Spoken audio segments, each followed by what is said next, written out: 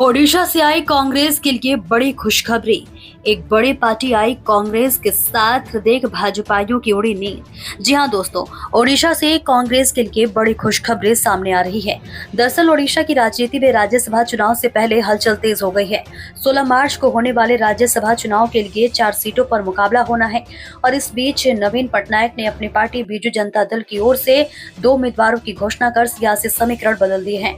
दिलचस्प ये है कि विधानसभा में पर्याप्त संख्या नहीं होने के बावजूद बीजेपी ने एक कॉमन कैंडिडेट उतारकर भाजपा को रणनीतिक चुनौती दे दी है।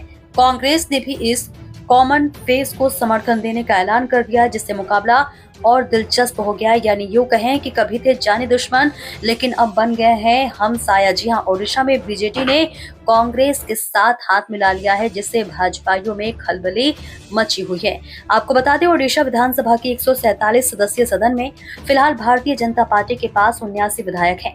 साथ ही 3 निर्दलीय विधायकों का समर्थन भी उसे हासिल है। दूसरी ओर बीजेपी के पास 48 विधायक बचे हैं, जबकि भारतीय राष्ट्रीय कांग्रेस के 14 विधायक और भारतीय कम्युनिस्ट पार्टी का 1 विधायक है। राज्यसभा सांसद चुनने के लिए प्रत्येक उम्मीदवार को कम से कम 30 प्रथम वरीयता वोटों की आवश्यकता होती है। संख्या बल के हिसाब से भाजपा 2 सीटें आसानी से जीत सकती है। बीजेपी के पास 1 सीट सुनिश्चित करने लायक संख्या है। चौथी सीट के लिए मुकाबला खुला माना जा रहा है। वर्तमान में इन 4 सीटों में से 2 भाजपा और 2 बीजेपी के पास है। इस बीच नवीन पटनायक ने अपने आधिकारिक उम्मीदवार के रूप में अपने राजनीतिक सचिव संतृप्त मिश्रा को मैदान में उतारा है।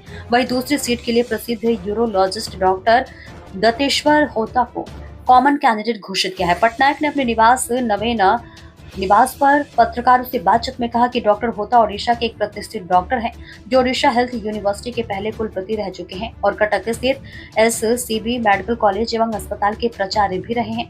इस बीच उन्होंने सभी दलों से अपील की है कि राज्य हित में डॉक्टर होता को समर्थन देकर राज्यसभा भेजा जाए। मीडिया सूत्रों के अनुसार उम्मीदवारों की घोषणा से पहले पटनायक ने सभी विधायकों को अपने आवास पर बुलाकर एकजुटता का संदेश देने की कोशिश की। इसे क्रॉस वोटिंग करके रोकने की रणनीति के तौर पर देखा जा रहा है। लेकिन इस बीच सबसे दिलचस्प बात यह है कि राज्य में 24 वर्षों तक सत्ता में रहने के बाद बीजेपी अब विपक्ष में। ऐसे में कांग्रेस और बीजेपी के बीच नई राजनीतिक समझ की संभावनाओं पर चर्चा हो रही है।